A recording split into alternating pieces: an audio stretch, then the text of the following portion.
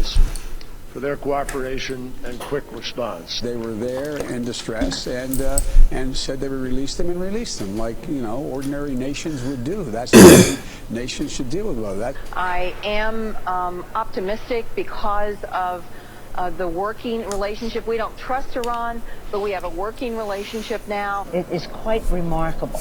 In fact, since you're asking more about it, it's a masterful work on the part of President Obama. These are always situations which, as everybody here knows, have an ability, if not properly guided, to get out of control. And generally speaking, you're not supposed to show images of detained or prisoners of war, but again, we've got some videos out there circulating. We don't know if they're authentic. We don't know much about them other than they're out there circulating right now. This was just standard nautical practice. From a diplomatic standpoint, to get us to this place was masterful. Iran releases 10 sailors after holding them overnight, an unprecedented victory for diplomacy. A victory for diplomacy. Iranian authorities. Imagine that. Hold on one second. Let's get that shut down. There we go. Victory for diplomacy. What do you think, folks? Do you think that was diplomatic? Do you think... I was watching Fox and Friends today, and I think I have a clip on here where Kerry came out and said, yeah, we wanted to thank them for the way they handled it. And like they said, with the Geneva Convention, you're not supposed to put these guys up on film looking humiliated, saying we're sorry, we had mechanical issues or GPS issues, and we ended up in your neck of the woods. We're really sorry for that. The wussification of America continues on. Okay, this is Francesco Abbruzzino. This is the Uncensored Report. It's a one-man operation. I do everything from the production of the show to the research to the websites to the social media. Everything with the scoop or the Uncensored Report is just my doing. I'm the one to blame. Come and yell at me. Now, this is unedited, unscripted. I just wing it. I try to stay up for 50 minutes to 60 minutes. Basically just reviewing the news. I'll review the general news first from my Scoop National News Facebook page, and then we'll go in and I'll opine about some more serious issues because there's what I call a lot of fluff on the national page. So let's go ahead and get you guys over to the split screen here, and here we go. Started off with a little humor with that whole boat situation with Obama saying help, Sid, weakness. He's on the boat called Weakness out there looking for some help. This was an interesting article on why you should fear Mexico just as much, if not more, the cartels than ISIS. And he went through these Breitbart went through these different things, like they're responsible for the drug epidemic in America, which is true. The Mexican mafia, I believe is in all 50 states now. And I could be wrong, but I believe they are in all 50 states now. The mass casualties we've heard about down south of the border. They're used to fight the military, not policemen. They're out there fighting on a regular basis, the Mexican military. Some pictures there from there. The cartel gunmen are not afraid to shoot at law enforcement, and they're tortured, the beheadings, and there you see a grotesque beheading and some legs being cut off the limbs. If they wanted to get you here in America, they're going to, because the Mexican mafia is strong and live and active here in America. And they just go into all these different things. These are the neighborhoods they're in, and you're not protected just by the border. So it was a pretty interesting article by Breitbart out of Texas. All right, and we are frozen. Let's see what else we got here. There we go. Okay.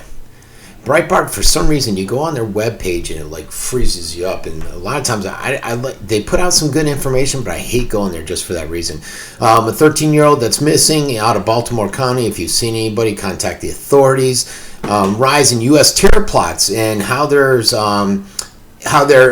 correlated with the unprecedented spike in immigration. And this person, Rich Peabody, I've seen him he's actually local here where I'm at, and he's a bit of a to the left, so yeah, he says skewed statistics. It's like him and Ed Cochran. I know both from here in the Sarasota County area. No matter what you put up, if it's something like this, they'll come up with some logic as to why the numbers are wrong. But if the Democrats come out with something skewed, it's okay. And this is a new chip scam that's out there via email. This article was about the Joint Chiefs and how Obama, they've essentially given him a nose shoulder because he's essentially just deteriorated the whole military down with the women in combat roles now. And basically, they said they won't have to change any of the requirements, but they're going to have to go through all the other peer pressure out there. Well, the list just goes on and on. There's various issues out there. Many of the top generals have been fired. I forget the counts, like 80 or something like that, of the top generals because they're not going along with Obama's plans. Mom of a raped and murdered 7-year-old girl gets ultimate revenge, burning his house down. That looks like it's got an active read. This guy, mother's boyfriend charged in a 1-year-old's boy's death. I was actually watching this on the news this morning, and the individual... he called the 911 because the kid was having seizures, and when they get there, they try to save it. The baby died, unfortunately, and they find out the broken ribs, that he had everything was apparent in line with someone that had been shaken or hit and basically abused, and this guy is now arrested, which is a good thing. Let's see what we got here. At least 7 people in Jakarta. Let's listen to this report real quick. Indonesia's capital, Jakarta, today, killing at least 7 people. Indonesian police say there were at least 6 explosions and that they shot and killed 3 of the attackers. Police have arrested 4 people they say they believe were involved in the assault. Police said the assault on Jakarta is over and no more perpetrators are at large. Witnesses say a powerful blast ripped through a Starbucks cafe in the city center near a cluster of embassies and the United Nations offices there. A nearby police post was also badly damaged. Indonesia is the world's most populous Muslim majority country. Islamic extremists carried out several major bomb attacks in the country between 2000 and the year 2009.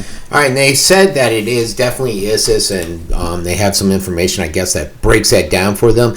And they did say it is majority Muslim. The problem is they're majority moderate Muslims, and they don't go along with that extremism that ISIS or Al-Qaeda does. Not sure, again, why is ISIS out there attacking other Muslims? Just because they don't follow the same sect, they're not Shia, or they're not as extreme as you. These guys are nut jobs, folks. That's why.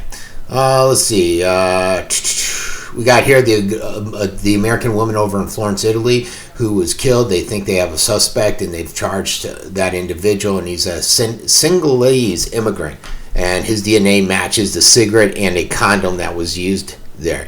Man flu is real, and that's why we get impacted by it so much more. The stock market, we're going to talk in great detail about that, in the whole market down, I think, over 360 points yesterday. It's looking pretty much flatline again right now. Who knows what will take place. Yesterday, we looked up in the morning. I think it was up like 80 points on the futures, and look what the nosedive it took. Florida is one of the most dangerous states in the country. That's always good news for us Floridians. This is a wing border, the next great adventure out there. Looks fun, looks exhilarating. I just thought this picture was comical. You're sitting there in front of this art in a museum, and look at all these kids. They're all glued to their phone. They're all the zombification of America. This lady just has I thought it was funny, that just that job. And let's see, Carter reveals special ops role in Syria, and they talk basically about Obama finally stepping up his game and getting out there. And there's Rich again. Finally, does acting rational need to be done hurriedly? I don't know. It's been almost 2 years. I guess you can take your time, can't you? The clone sexual assault victim called racist and harassed after she ID'd her attackers, and that's just a shame. Shameful that's even taking place. United airplane lands with a blown tire. I put that up there because actually somebody from Venice was on that plane, and Venice is where I'm located here. The Jews in French City are urged not to wear their kippas because they may become a victim or a target for an attack like the individual after that machete attack yesterday. That's a shame. What is our society coming to? Russia concerns won't restrict NATO's missile defense. And they're talking about bolstering our nuclear arsenal over in South Korea because North Korea did another nuclear test. Now North Korea is saying, well then fine, we're going to start doing more testing. We're going to build up our nuclear arsenal. And it's just making the whole territory unstable. These are Soldiers of Odin. It's a Finnish anti-group. They go out there and they're basically doing patrols, and you're seeing a lot more of these right-winger groups that are out there concerned about what they're seeing with the whole immigration process. Liposuction revenge. The Chinese woman sends her ex a bar of soap made from her own fat. I just like the headline. I didn't read the story. Not sure what happened there. Every mayor in America should look at what's happening in St. Louis right now. The St. Louis Rams are going back to LA, and they haven't even paid for that stadium yet with the city. Stadiums are a loser. I put out an article a couple weeks ago and just talking about how cities do not make any money off these stadiums. They give all kinds of tax breaks, they give all kinds of incentives, and most of them are losing ventures. And it's curious because we're sitting here in St. Pete looking at the same thing with the Rays. The Rays want something done. They want a new stadium. They want a better stadium. I think they would prefer to be over in Tampa. And who's going to flip the money for all that, for this move? And the people in LA, should they be concerned? Especially when these teams can up and leave. Unfortunately, the cities aren't doing them. The politicians aren't doing their job and ensuring that before they accept and bring these stadiums, these teams to their cities, that it's not something that's gonna economically harm the city, the residents. They like what they do is they put this perception that it's a good thing. You're gonna make so much money, and that's not the reality of the situation. Johnny Cash here with Folsom. What else we got here? Oh, I saw this yesterday, and I put it up finally today. If you have EOS lip balm in your purse, you may want to read this. It's about all kinds of swelling and redness that's coming along. It's an allergic reaction, and I guess there's a class action lawsuit. It looks like a lot of people are engaged on it. I mean, I've just put it up this morning. There's already 118 shares and almost 19,000 reach, so that's going a little bit viral for this page. Woman loses her pants on the carnival ride. I just thought that was hilarious. Hey, mind-blowing making a murder theories you need to read on Reddit. Not a lot of interest in that story. The one-eyed kitty swims, surfs, and paws around. That's only got 356. It's funny because these fluff stories, like that one-eyed kitty is what I call a fluff story that I share. That one was getting a ton of shares and reach on Huffington Post, I think it was. So I shared it on this one, which is generally what I do. I go out and I look at these fluff pieces that have a lot of reach or a lot of shares and likes, and you can basically figure out where their reach would be and if it's something that'll get that will interest your readers, and then I'll put it out there. And then you got stuff like from my page, which I always enjoy putting out, and this is on Paul Ryan, and where is it?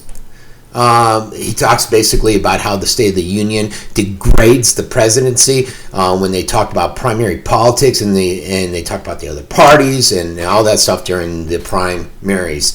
I happen to agree with them on that one. Let's see. The USA, are you ready for this new disease? It's a proliferate. Mosquito become public enemy number one. Disease proliferate. And that's that whole Chikungunya Zika virus, dengue. I know in Hawaii they got a major problem with dengue fever right now. Let's see. Islamization. Germany putting the Islamic symbol on top of their flag for this one news station. And just seeing, what are your thoughts on it? Apparently nobody has any thoughts. Only 395 people engaged. This is the auto show. Tourists caught in a video of a giant cloud engulfing them of snow. And that's out of France. Many teachers in Detroit school. I actually will talk on this more. Hopefully I'll get to it today. I wanted to get to it the other day. It just talks about the shabby conditions, how they did a sick out, and how basically Detroit's school system, the infrastructure there is just falling to pieces and deteriorating. Unfortunately, people just don't care with the 451 reach there, which is a shame. How to survive if something catastrophic happens in America. This daycare teacher convicted of having a baby fight club. Yes, they witnessed this 31-year-old out there intentionally tripped children, stepped on their toes, encouraged them to fight each other, sprayed them in the face with the hose. Some real sickos out there. El Chapo shirts and how this guy's making a mint off them now. Obama talks about if he won the Powerball, he'd give it to the vets, and Hillary wouldn't give it to the vets. And let's see, Let's take a listen to this report real quick. Well, I don't know what's going to happen with her. I've been watching her, but I would give my money to the vets, and she would give hers to herself. And I think that maybe shows the difference between the two people. All right, and there you go. I got to agree. I seriously bet Clinton would give it to herself, and she would not give it out to the vets. I got to tell you that. Not surprisingly, the University of Missouri student enrollment is down. This is where all the protests occurred because I think it was because somebody painted a Nazi symbol or something like that on the bathroom wall, and next thing you know, they're saying the school was racist. It was utterly ridiculous. I don't even remember it, and obviously people don't care because it's got such a low reach. This article here was interesting about how the influx of Muslim migrants is turning Europe more into a male-dominated versus female, and especially with the age group, because most of them are fighting men. So instead of staying in Syria and fighting, they're migrating over to Italy, Greece, Germany, Austria, and every other country that will take them in. This one's gotten a lot of engagement. It looks like it's Greta Van Susteren, and she talks about transparency and backroom deals when it comes to Gitmo. Keep in mind, even though Greta is on Fox, she is left-leaning. So let's take a listen to her. Prisoners to currently undisclosed nations. President Obama calls this a transfer. That's hogwash. It's not just a transfer. They're being released to some nation. Transfer is just a code word to make you think it's something that it simply is not. But that's not all. President Obama won't tell you anything about any deal cut with any of the host nations that are used to encourage these nations to accept the detainees. And you know a deal was cut, since what nation wants a terrorist or even an ex-terrorist?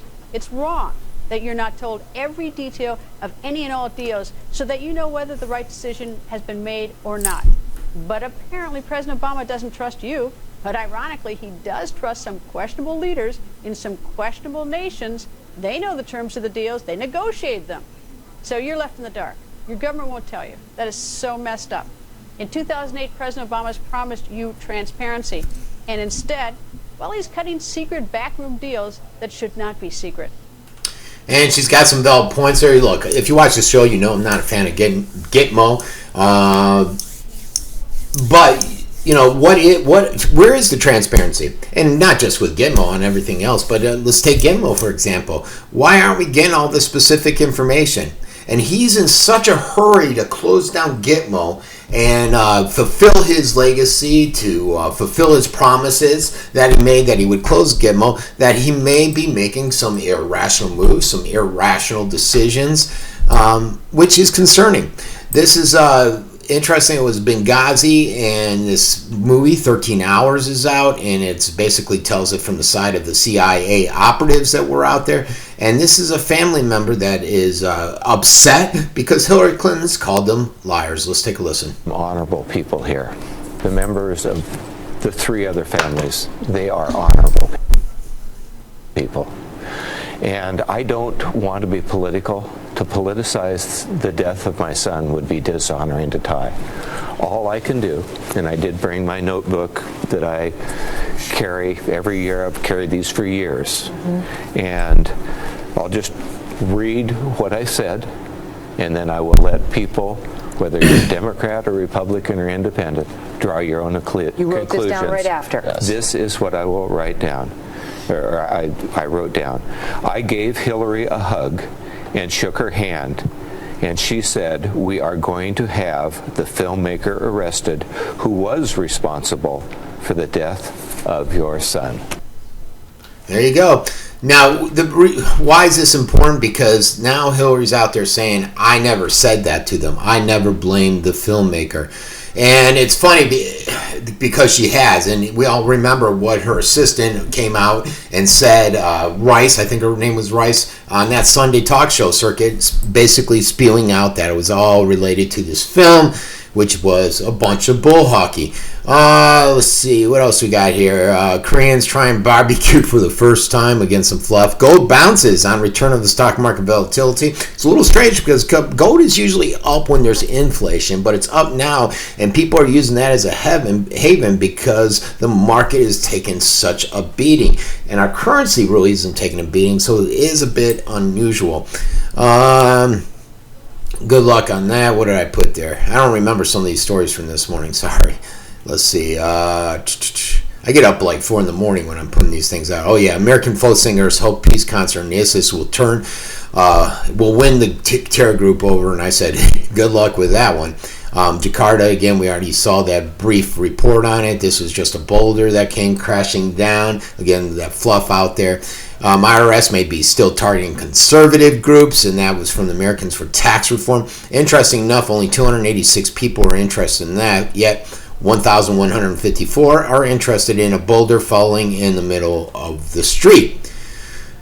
All right, you may be powerless to stop a drone hovering over your yard, and individuals converse about that. It looks like we got a couple people that have discussed it, and Nicole says, come over my yard, I'll shoot it down. And I think an individual was actually arrested for shooting down a drone over his yard, and later the charges were dropped. We did have a Powerball winner. There was actually 3, and that person is now a millionaire. Actually, I think the 3 people get to split $737 million if they take a lump sum.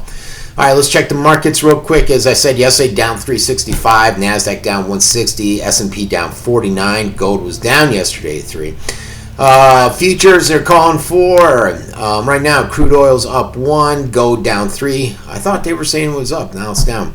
Corn down 1, commodities, this is not, Dow Jones up 97, but I don't know what the fair value is. I think it puts it more around flatline, same with the S&P down there. So, that is the story. Let's see what happens to it. Let's see if the market holds. Let's see if the our government can step in and try to stop it from this, the market from this demise that it's going through right now. This crash, this fall, 364 points. I think the Dow is down something like 2,200 points in the last few days, and it's been what people are labeling as utter carnage on Wall Street. You know, down 364 points. The S&P 500 broke 1,900.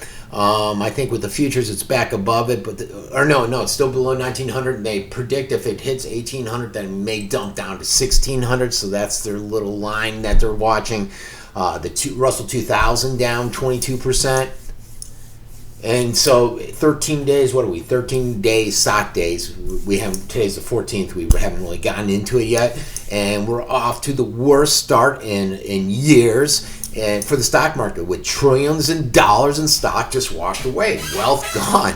And you might, like I've said before, you might be sitting there saying, what do I care? I'm not in the market. I'm poor. I'm living paycheck to paycheck. I can't even afford to $500. I'm one of those people in that statistic you talked about, Frank. That may be true. But a lot of the business owners, a lot of the rich, wealthy people that are keeping the economy afloat with their dollars being injected into the system, guess what? They just lost trillions of dollars. They may not be as inclined to go out there and offer sales, to offer jobs, to do this, do that, do this. And that's going to have a trickle-down effect.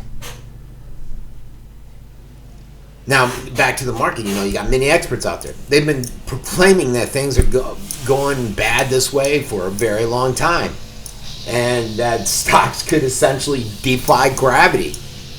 Now, how far will they fall? I don't know. I'm not an expert. I used to have a Series 6 license. I used to be in the junk bond market, but I'm not an expert. I do read what a lot of experts are saying versus what Obama's been saying. And a lot of them believe that the market needs to fall about another 30% just to get to the normal historical standards. And that's where they're expecting that it's going to drop to. And they've been looking at a few things, because it's not just the stocks that are crashing. There's a few key indicators, key areas out there that they've been watching. One would be the price of oil. We've all seen what's happened there. What I say, it was down 1 today. The price of oil doesn't have to go 1 penny lower to cause any type of catastrophic damage in the financial world. Just ask Saudi Arabia. These guys are suffering big time, significantly, with the oil prices where they're at. You know, right now we're hovering, I think it was around $30. And you're going to see with that more bankruptcies, more defaults, more layoffs, and more carnage from the stock market. Again, see, you're not involved in buying oil, you're not involved in the stock market, but the impact will have a domino effect. And, you know, you might be saying, great, that oil's down, but that's your domino effect. People lose jobs, layoffs, defaults, companies close. Or junk bonds. I said I used to sell junk bonds back in the 80s. And I've said this many times on this show, that we're seeing a collapse of the junk bond market. It reminded me of back in when I was in the junk bond market and it collapsed. It reminds me of back in 2008 when it collapsed. And it's going to continue to be brutal for that whole junk bond market. And the other market is just the emerging market. We've not seen many people pulling their money out of the emerging market yet. We are seeing a repeat of conditions that caused Latin America's debt crisis back in the 80s and the Asian financial crisis back in the 90s. Only this time we're witnessing a true global impact. It's at a global scope. And many of the central bankers are out there, they're starting to get paranoid. When they get paranoid, I get paranoid. Yet Obama says everything's fine. Who do I believe? I don't know. You know, and these aren't the only factors, folks. You look at just the whole globe. Canada, stocks continue their dramatic plunge there. Computer sales are down at an 8-year low. GoPro just announced that they're getting rid of 7% of their workforce. This is all bad news. All bad news that's coming fast and furious. It's having a snowball domino effect.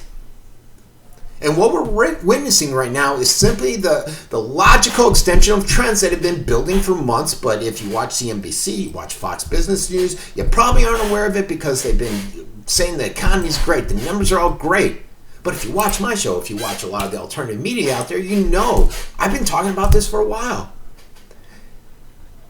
Do I know what's going to come next? No. I don't remember seeing a year start off like this for some time. I don't know if there's going to be some major trigger event. You know, a lot of times when the economies are doing bad, war breaks out. It's a way to build up the revenue, build up the economy. We talked about the military-industrial complex yesterday. So I don't know what will become, but it is getting concerning, especially with a lot of the poverty out there. You know, I mentioned the article with the study, I think it was Pew, came out and said many people couldn't handle a $500 emergency.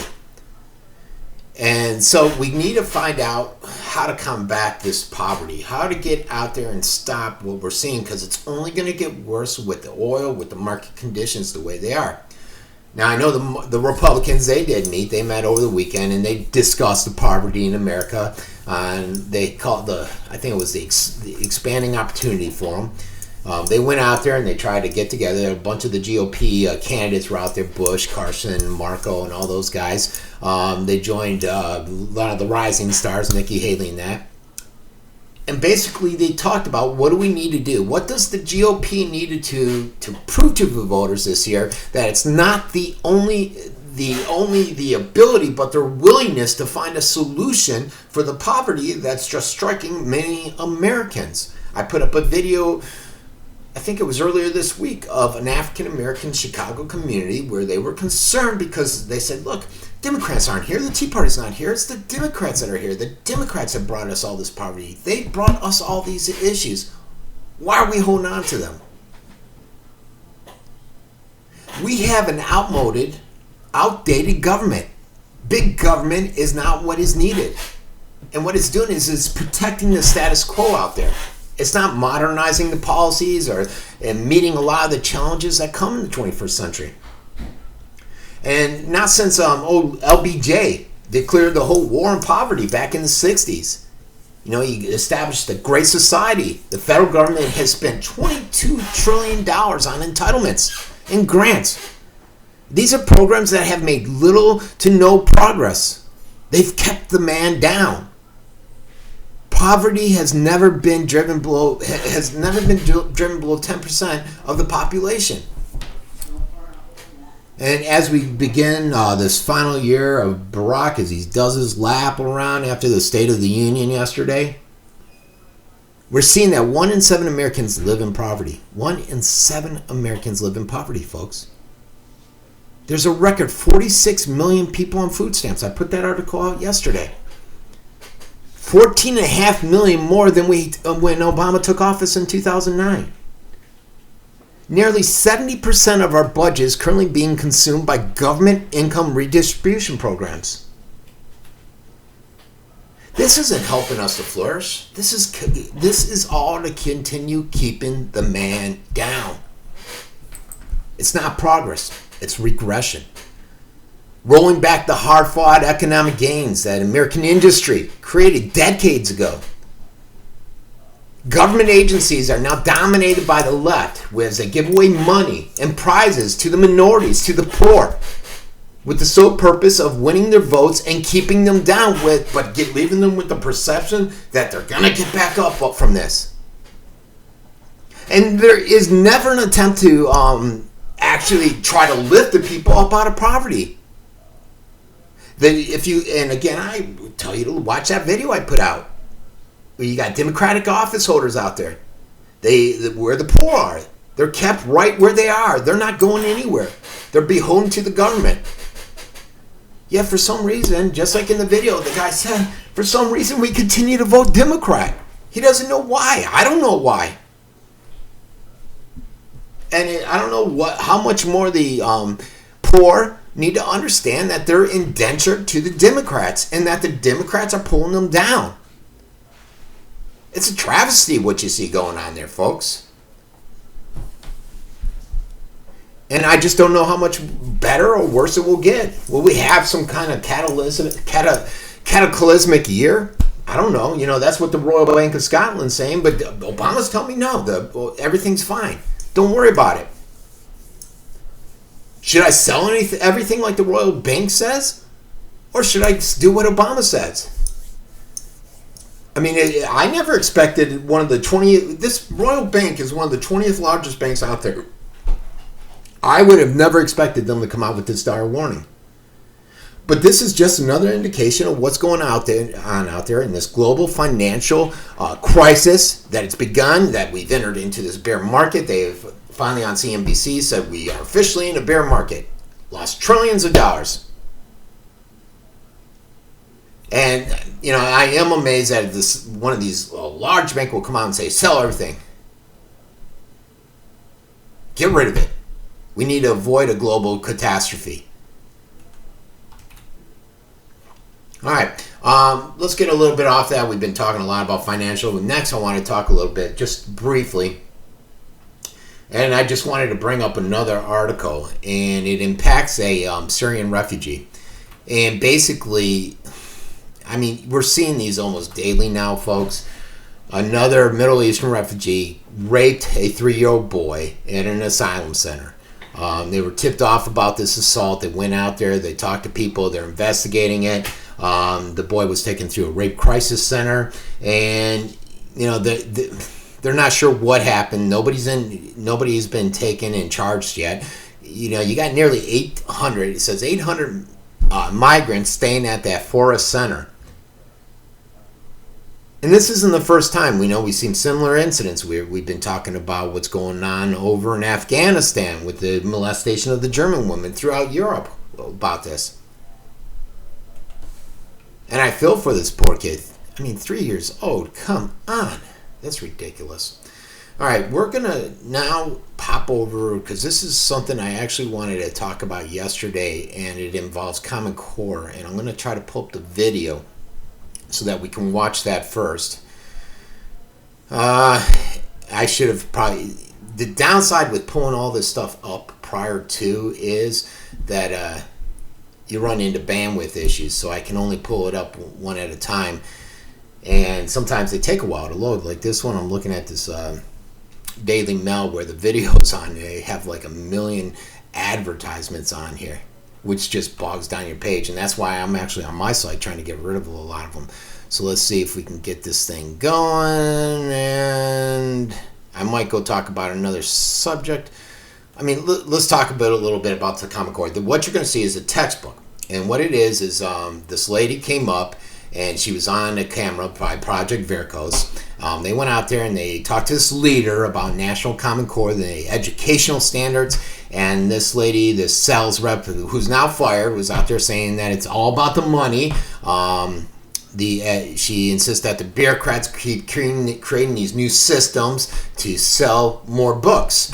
And she went on to say about how much she hates kids. They had this hidden camera out there. And just basically, it's all about the money. It's not about anything else.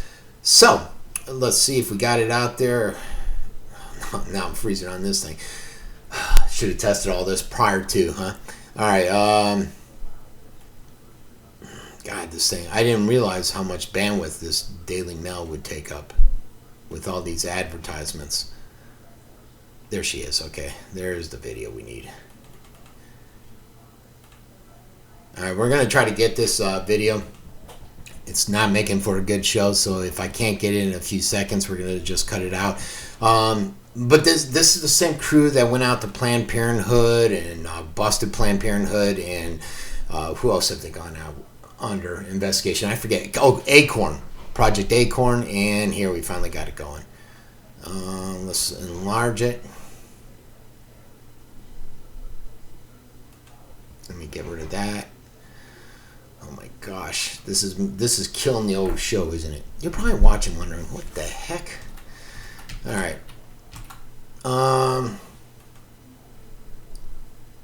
I can't get it to go. Now it's freezing up everything on here, folks. All right, basically, this video came out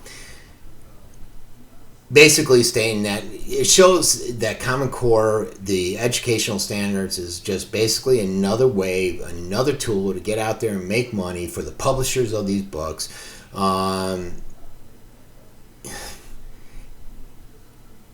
Yeah, we're going to skip this. It's just taking too much bandwidth. It's killing my whole show. I don't like it. I'll try to fix that tomorrow. So we're going to talk about Common Core tomorrow. We'll try to fix that video and bring it up. Sorry about that. Usually it's not that bad. Let's talk about auditing the Fed. I wanted to talk about that. We had the vote yesterday and the Senate blocked it. They said, hey, we're not going to allow you to audit the Fed. We want to preserve the central bank secrecy. We don't want any transparency when it comes to our banking system. So here you have this Federal Reserve. You know, it was passed, God, what was it, in the 20s around Christmas? There was like 3 senators on the floor. And you got this trillions of dollars that flow into this place. It's not a government entity. It's a foreign-owned. It's owned by like 6 banks, foreign and domestic. And there's no oversight on them. None whatsoever. You got Democrats and Republicans out there. They've joined forces to try to protect the secrecy of the central bank. Rand Paul did his best to bring the bill up and try to get these guys to be accountable, to show some transparency. Audit the Fed. You've probably heard of it. And what this would have done is open the books up so we can go in, our legislators can go in and see what's taking place there. And hopefully these supporters will continue to press forward. Because us, the public, we have a right to know what this powerful institution is doing out there with our money and with our economy, but behind closed doors. And why isn't there transparency? Why won't some of these elected individuals vote for some type of transparency? Basically, you had the bill supported out there by all senators, all GOP senators, except for Bob Corker out of Tennessee. I think that's where the Fed is, too. And all this despite Corker having campaign slogans out there that he wanted to stop the banksters, he wanted to stop Wall Street, he wanted transparency of the Feds. But it's all doublespeak. He lined up with the Democrats that opposed it. And Senator Paul came back. He was fully loaded. He lambasted the secrecy out there. He said this is the objective of the Federal Reserve Transparency Act was simple: to protect the interests of the average American out there, to find hundreds of dollars, billions of dollars out there and where they're going. It made a lot of sense. You know, the Federal Reserve, they have this ability out there to create new money and spend it on whatever financial assets it wants, but we have no transparency. We don't know what's going on out there. It can spend it on banks it wants. It can go in any direction it wants without any transparency. It's an extraordinary amount of unconstitutional power that's being abused potentially by the Fed here. Nowhere else but in D.C. would you see something like this, an institution that could run with unchecked power. And it's supported by the majority of the Senate, by a supermajority of the House. You know, what they have the ability, they can go out there, they can create this new money, which lowers interest rates. The price of using money is lower.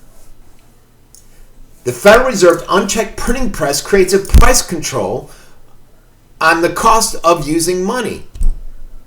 Price controls. And who's benefiting from that? Big business, big banks. Big banks, corporations, governments, they receive the Fed's money long before anybody else does. And they bid up the prices of the assets before the rest of us can even get to purchasing them. It's like Rand Paul referred to it as a reverse Robin Hood effect. Essentially that there's a revolving door at the Fed. The Treasury, Wall Street, they got this revolving door, all too eager to get rich, enrich the banks and enrich their asset holders. And what we are left with is unanswered questions and the sharp increase in the risk that surrounds us with this Fed balance sheet. And that's why Rand Paul's out there saying, look, it's necessary to audit the Fed. We need this here. We need the GAO to go in, examine the Fed books. They're not permitted to do that now. They're not permitted to go in there and look at any elements, any monetary decisions, open market transactions, anything like that. You get somewhere where the Fed, I don't know if you recall, they swapped $500 billion to foreign countries in secret. And didn't even have the decency under testimony to report the details. They said they didn't have to. So we're left wondering what happens. And this should be a concern to all Americans. But I applaud Rand Paul for getting up there and trying to fight this system, trying to fight the politicians, his fellow politicians, on shutting down any potential audit of the Fed, which a lot of people thought would pass because of the support they kept voicing. Like Corker kept voicing support for it, and then he does nothing. Bringing up Rand Paul, he's off the stage today. Basically, they said with the polling numbers, he didn't have enough to be in the first class, and they wanted him to debate in the second class. And he said, no, I'm running a first class campaign. We're not going to do it. And so he will not be debating tonight at the Republican debates. This should be interesting. A lot of people are wondering if Trump Jeb's basically out of it. Will he start to focus on Cruz and go after Cruz? And we'll find out. Cruz's biggest issue is that loan that just came up with, was it Lehman Brothers? I can't remember. Just came up, the issue, and his citizenship, not being born in the country. While we're talking about it, though, while we're talking about the politics and the debate, that whole dark money thing, and an article came out that was interesting about who's funding the 2016 election. And there's very few people, very few ways to oversee candidates' super PAC coordination. And these are basically super PACs that are out there. This is what they call the dark money. They spent, about $143 million in 2016 on the presidential election.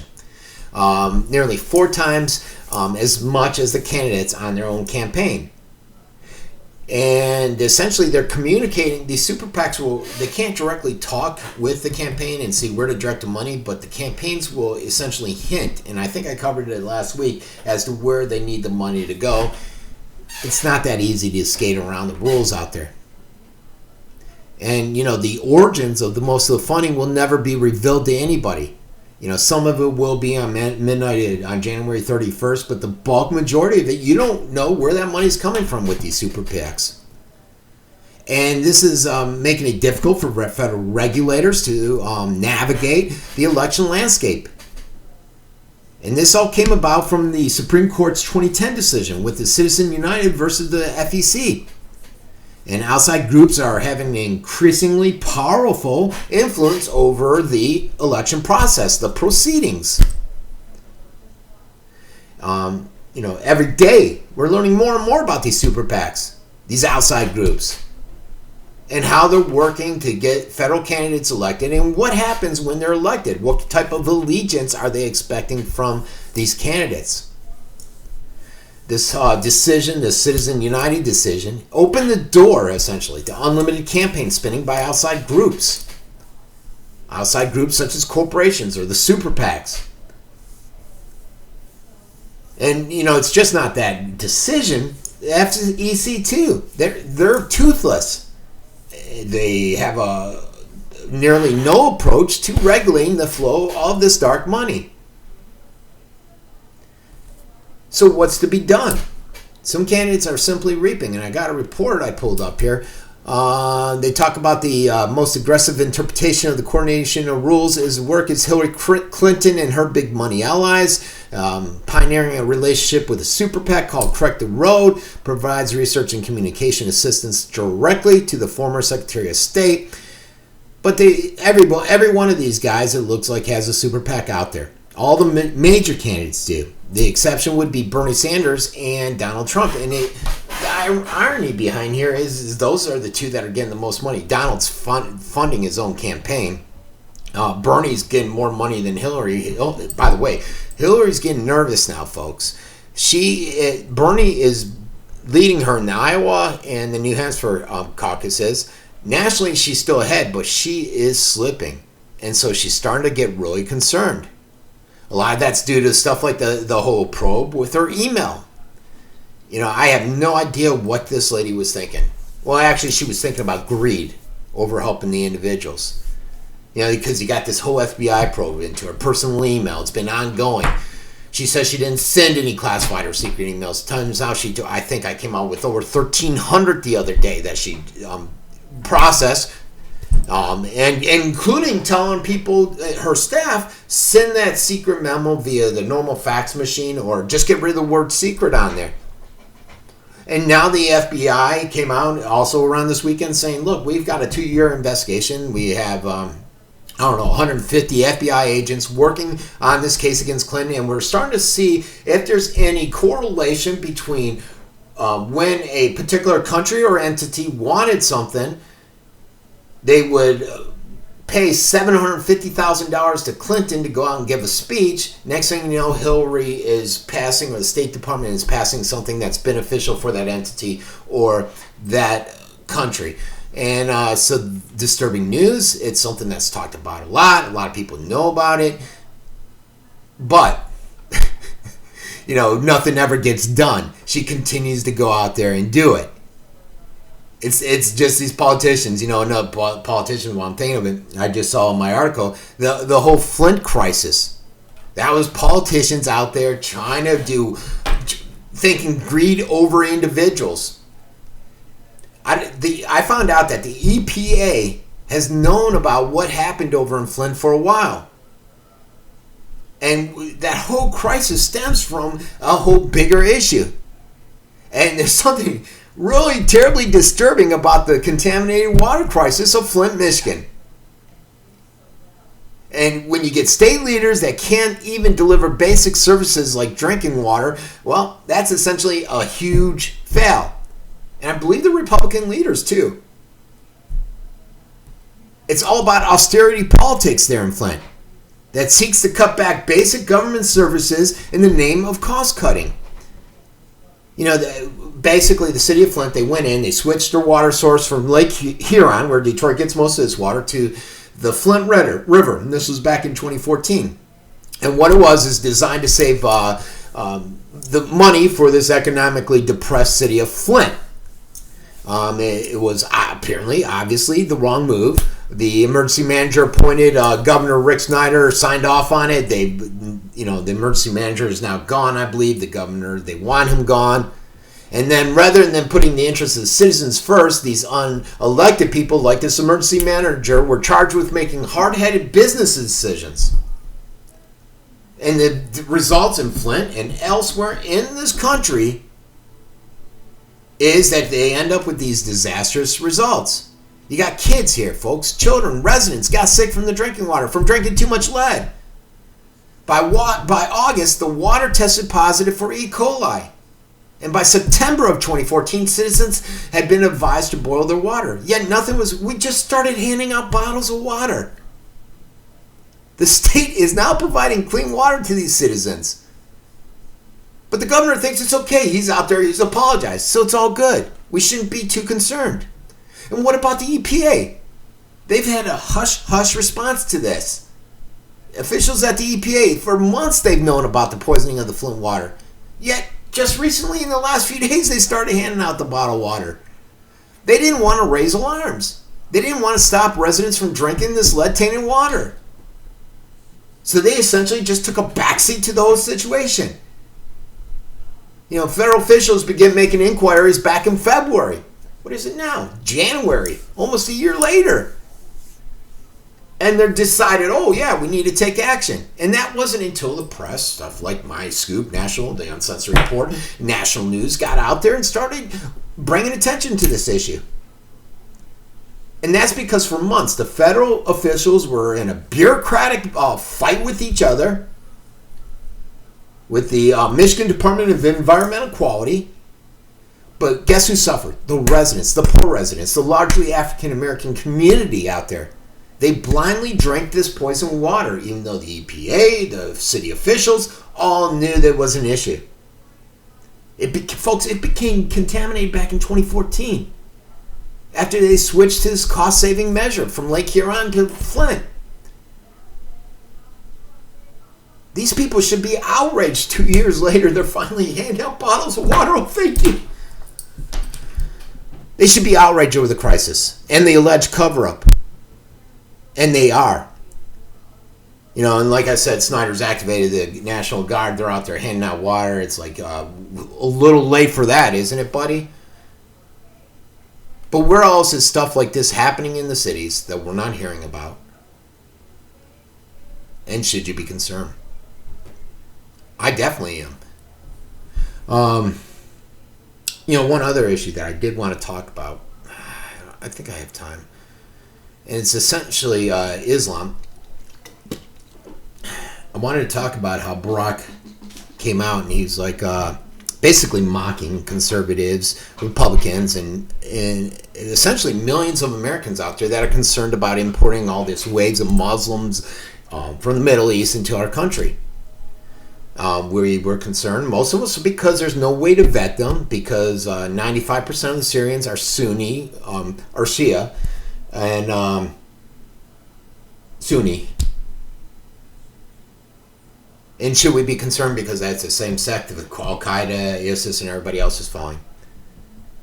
He says, look at these guys, scared of women and children. But these are military-aged men that are coming, a lot of them, folks, the large majority. So in the State of the Union, he said, hey, look, you guys should be ashamed of yourself for insulting Muslims. And what he's not taking into consideration is, in recent months, some of the issues that have come up that have heightened the concerns of many Americans. One would just be that Farkhunda Malazada, and that's that Afghan woman who's accused of burning a Quran at an Islamic shrine. She was just accused, and I think later they found out that it might have been false, and she was dragged through the streets by an angry mob. She was kicked, punched, beaten with sticks, pummeled with heavy rocks. They soaked fuel on her. Luckily, with all the blood, she couldn't catch fire. And it turns out, like I said, the accusations against her made by some man selling some stuff out in the street. He brought it against, or she was selling stuff out on the street, and he brought it up against her because his superstitions. She never even said anything about that. Because she came out, she accused this guy. He was selling. He accused her of being doing something fraudulent. He came out and said, "You're dishonoring the Quran." Got the crowd all worked up. That's the Muslim faith. And it's important to keep in mind that the men who dragged her into the street and carried out this mob justice were also Afghani Muslim men. These aren't terrorist recruits forced to prove their commitment to jihad. These are just Muslim men going out about their day, quickly incited because of a single incident where somebody may have said something disparaging about a Quran, which wasn't even true. They act in a barbaric way. And it wasn't just this crowd. You had dozens of men that started to go there. Hundreds of people got there. They started cheering. They started pulling out the cell phones and filming the horrific situation. Or how about the Muslim situation with the Muslim men in Cologne on New Year's Eve? Robbery, sexual assault against women. Or the 3-year-old I just mentioned. You know, and then you got, in response to this refugee crisis, you got Merkel. She came out, opened the border. She allowed all these millions of refugees in. And the women and children that Obama mocked concerning Americans over were few and far between, folks. These are mainly military-aged men. And so people are out there. They're wondering. They're saying stuff about Muslims because there's concerns out there. You know, we as Americans, we are idealistic. Some optimism is deeply embedded in our national history, our culture, our psyche. We went out, we experimented, we got this great thing called liberty, individual liberty. Based on the idea that all men are created equal in the eyes of God, in the eyes of law, and that free men are governed only by giving their consent. Freedom of religion, freedom of speech. But this isn't what you're seeing in the Muslim world. It's painfully obvious that you're not seeing this, with few exceptions. There's no belief in things like innocent until proven guilty. Certainly not for that woman that was dragged through those streets. The ideology process and the framework of American Republic were built on the foundation and the principles established over centuries in the Western society. Our cultures came to revere these principles and traditions and build upon them. Not so many Muslim lands where these principles are not only not followed, but openly and hostilely rejected due to their strict rules of the Sharia law. And so we have an obligation to our forefathers that spilled their blood for us to protect the nation and form a government that protects our freedoms. The Judeo-Christian culture. And tourist or not, it's clear that far too many of the Muslims being imported here to the U.S. and other Western countries have no desire to assimilate into our culture.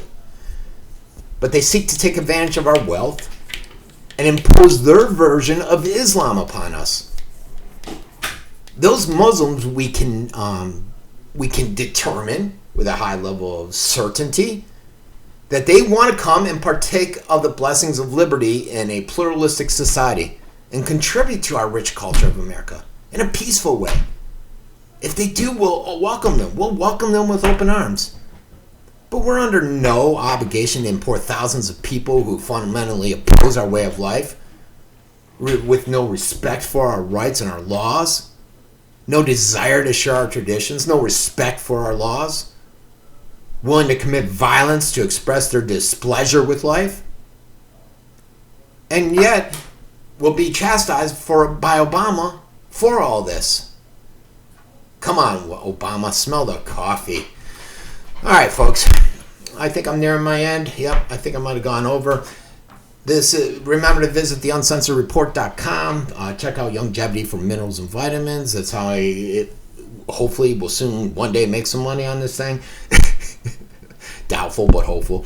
That's it. I will see you tomorrow. This has been Francesco Abbruzzino with the Uncensored Report.